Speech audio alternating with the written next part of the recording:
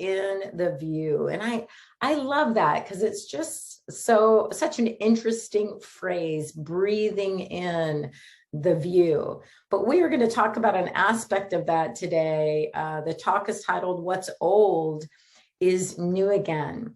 And one of the contributors today is my dear friend and classmate, a ministerial classmate, JJ Giudici from CSL Cincinnati. And this month, we're appreciating our view from a higher plane, a higher perspective. And today we explore that question, how does everything old become new again? When we take a sacred pause to appreciate the beauty, grace, and feeling tone of the presence of spirit within us, we rise to a greater perspective and we enjoy a greater view. We recognize that awakened presence in ourselves, in all beings, and in all things. The CSL global vision that relates to today's topic is that we envision a world which has renewed its emphasis on beauty, nature, and love through the resurgence of creativity, art, and aesthetics. So it's this idea of really turning within and recognizing beauty that is within so that we can really see all the beauty that is without. At CSL, we believe that heaven is within us and that we experience it to the degree that we become conscious of it, that we become aware of it. So the conscious appreciation of the beauty and grace within ourselves magnifies the truth that is available outwardly. As such, we recognize the same in others and all living things, only as we can recognize this truth for ourselves. Don't you find that true in your life? It's kind of happens like if we're in a really good mood, if you know something very loving happened with us in a relationship with your pet or your child or your spouse, your partner, something happens and you walk out the door and you just find yourself loving, loving everyone, right? Because you have seen it and felt it within yourself. It's so easy to bring that love to the post office and the grocery store and the carpool and everything that's happening. JJ says that heaven within every soul is that inner beauty that consciously reawakens daily, but only if we choose it to be so. Heaven within, God within, spirit within, has endowed each of us with free will, and as such, we can choose not to see the beauty in all. We can see what we choose to see. We can decide ahead of time or during or while things are happening. We can decide and we can make a new decision all the time. The conscious decision to look beyond the surface of any situation, event, or circumstance to see the beauty of it all. We can make that decision or intention to see beauty. And that is something we can plan. We can teach ourselves to do this. You know, a few days ago, I was sitting on the couch and I was doing some work on the computer, and I had these big sliding glass windows and an armadillo, it wasn't a baby, but a young armadillo came scratching at the door like it was trying to get in, like a dog, and then it would walk across. And my doors are really reflective, so I'm thinking it's seeing itself. It's just, and luckily my dog was asleep, and I picked him up and I put him in my bedroom so he wouldn't go crazy on this armadillo. And my son just happened to be home from college. And I'm like, Max, look at this. Look, it's an armadillo. And we were just looking, and it was so cute. And it just kept kind of going back and forth, trying to get in. And we were, I don't know, like our hearts were just open to this weird, situation. It was so cool. This strange little creature that I've never really seen in broad daylight, in my enclosed backyard on the patio, scratching like a dog digged in. And my son and I we were a little worried, or I don't know why, but we Googled it, like we find turtles in the yard, whatever it is. We Google it. It says, don't go near it. Don't touch it. Don't feed it. So of course we just followed it through the other patio doors. We could see it in the yard. And I just thought, it was just magical to me. I don't know why I use that word. It's an armadillo. We live in Florida, but I still loved it. And it would look like this little tiny rhinoceros or something, It was just so bizarre. God got this insane imagination, right? So later I'm walking my dog and there's no sign of the armadillo. And I ran into a neighbor, a young woman walking her dog. And before I could tell her my story of this cute little adorable armadillo, she told me about this horrible experience she had with this terrible, disgusting creature that her dog chased into the bushes and caught it in its mouth. And she was screaming, she was making these faces. She's like, it was disgusting. And she was like, it was an armadillo. And I'm like, oh my gosh. And those were her words. She was just shaking. She was like, it was disgusting. I can't believe it. And, I was shocked. I don't really lose my words, but I really didn't know what to say. And she just kind of shivered, made a face and said, have a nice day, and walked away. And what a bizarre example of having the ability to see the beauty in all things. I know it's a strange example, but that's my life. How blessed am I to be able to see beauty and God in every little thing. And I'm not sure that when I was her age, I had completely cultivated that gift. Had that vision to see the light of God shining in every single creature, in every person, in every event and situation. Although I do remember my mom going to Egypt and she brought back scarabs, like carved, scarabs, which if you live in Florida, again, that we have roaches the size of, I don't know, kittens, giant. And of course they're beetles, but I was fascinated with these scarabs too. So there is something about cultivating the idea of beauty in absolutely everything. When we awaken to the truth of our being, that we are love and light and joy expressed, we can see this same love and light and joy and beauty in absolutely everything. Seeing the presence of God or spirit in ourselves is that first step in making old things new again. We're getting to that part, I know. So when I talk about what's old is new again, does the old stuff change? Does it just shine itself up like a magic wand has hit it?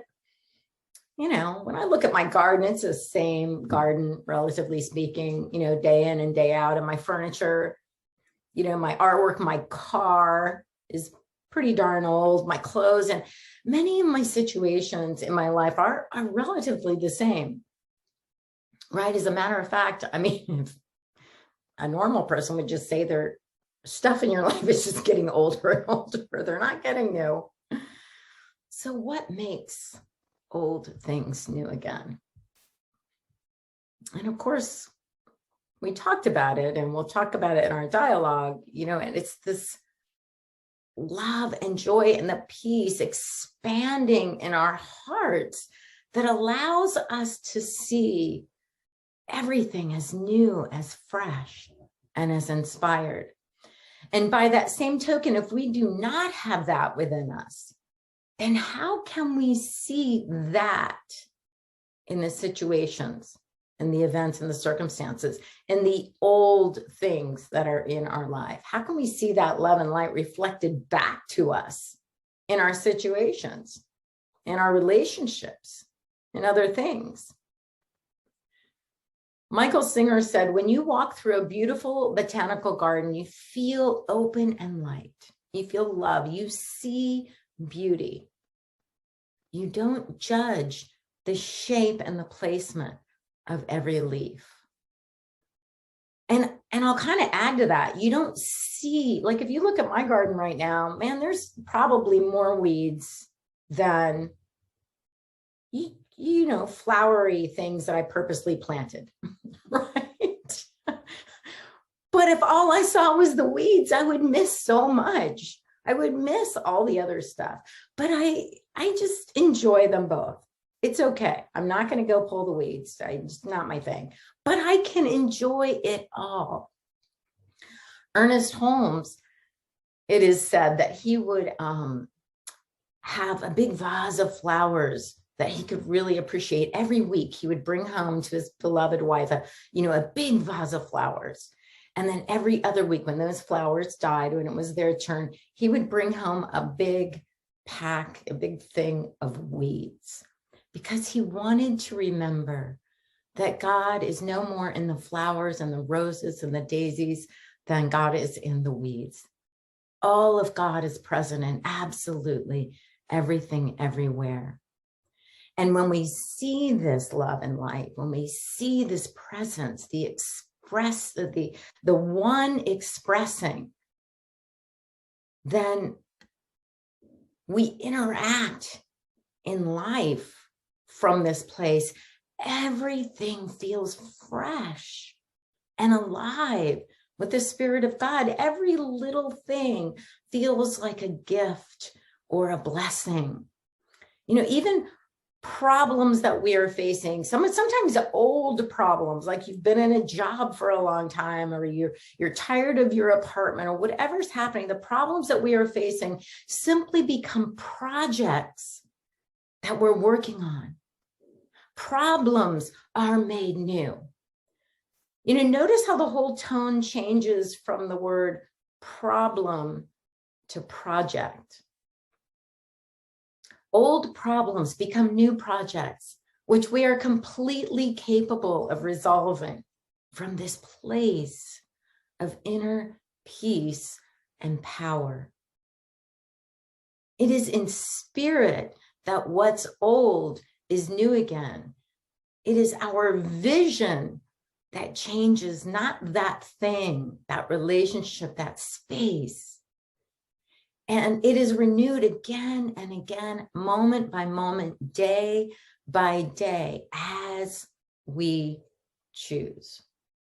It is certainly our choice to ground or to turn within, to take that moment as we did when we started today, that moment of turning within and remembering, so that when we open our eyes, everything is fresh and new.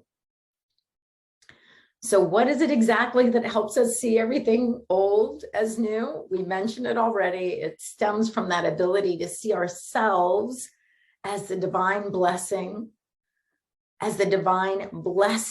through us, as us, living in us. And we can do that daily, moment by moment. You know, a lot of times, some of our situations, you know, we might start questioning negative thoughts or negative situations as they come up. But the truth is, and usually I say the fact is, but I think I'm going to stick with this. The truth with a capital T is, we don't need to trace our negative thoughts back. We don't need to trace our negative situations, our limiting or situations, or where our lack or something began. We really don't need to explore where our false beliefs come from. We can. It's always available to us. We can do that. But if we can, if we want, but The great teacher Jesus gives us a very simple solution, an easy path, and we practice that here at the Centers for Spiritual Living, and that is seek first the kingdom of heaven, and all things will be added to us. Many of you know that my understanding, and Dietra brought it up last week, the idea of the kingdom of heaven is a consciousness, is a state of consciousness where we know and remember the truth of our being, that we are the divine expression of God. And all things are added to us. That means I'm not saying there's some magic wand that is going to plop things down in your life that are new. No, all things are made new in our life. All things are given and added to us through this freshness of vision, of spirit acting within us. When we turn within and we experience that eternal, that timeless, formless moment of wholeness and oneness, and we open our eyes, we will see all as new, as wonderful. And whatever practices we use, so meditation, meditative walks in nature. I practice a Sudarshan Kriya, a Kirtan Kriya, whatever practices that allow us to still our mind and allow us to be present in that wonderful, open, spacious space. We renew our mind in that place. We rest in the kingdom of heaven. And as we open our eyes and engage in what is old, what is out there, it is made new. There is a dynamic spiritual process that takes place every moment that we turn within. Every moment that we are stayed in truth is a moment where our mind is renewed. And so we see everything old, everything common, everything mundane, all of a sudden, like that little armadillo, it's just, no, it's a gift. It's just like, look at an orchid, look at the garden, I'm just looking at this lamp. I have this bizarre lamp that looks like a sea urchin. Somebody made that, to look like a sea urchin. It's so cool. Allow yourself that gift of being in wonder and in awe, but it starts within. Look in the mirror.